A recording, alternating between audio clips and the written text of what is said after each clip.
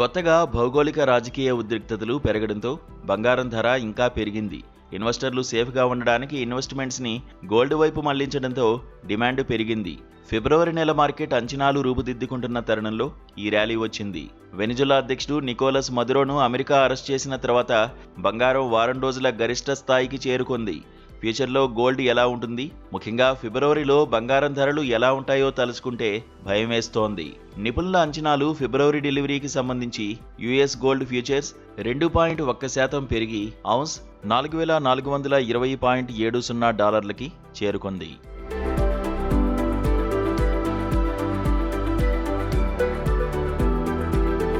బంగారం ధర ఇప్పటికే బలంగా ఉంది. 2025లో ధరలు దాదాపు 64% పెరిగాయి. ఇది 1979 తర్వాత అతిపెద్ద యాన్యువల్ గెయిన్ సూచిస్తుంది. ఈ పెరుగుదలకు అనేక అంశాలు కారణమయ్యాయి.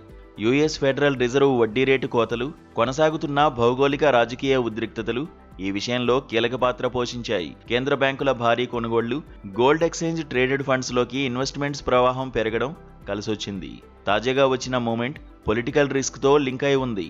ఎకనామిక్ టైమ్స్ రిపోర్టు ప్రకారం యుఎస్ వెనిజులా ఉద్రిక్తతలు ఇప్పటికే ఆందోళన చెందుతున్న మార్కెట్లకు మరో అనిశ్చితిని యాడ్ చేసిందని financial news platform market pulse analyst Jain Vavada చెప్పారు. ఇక యుఎస్ వెనిజులా సమస్యతో బంగారం ప్రయోజనం పొందుతుందని, రిస్కులు పెరిగినప్పుడు పెట్టుబడిదారులు బంగారాన్ని కొనుగోలు చేయడానికి మొగ్గు చూపుతున్నారని పేర్కొన్నారు.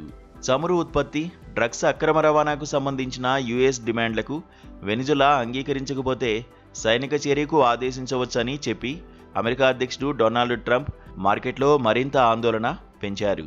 కొలంబియా, మెక్సికో దేశాలు యుఎస్కు డ్రగ్స్ ప్రవాహాన్ని అరికట్టడంలో విఫలమైతే సైనిక చర్యను ఎదుర్కోవాల్సి వస్తుందని కూడా హెచ్చరించారు. ఈ కామెంట్స్ లాటిన్ అమెరికాలో అస్థిరత గురించి ఆందోళనలను రేకెత్తించాయి. దీంతో సమీప భవిష్యత్తులో గోల్డ్ డిమాండ్ బలంగా ఉంటుందని విశ్లేషకులు అంచనా వేస్తున్నారు.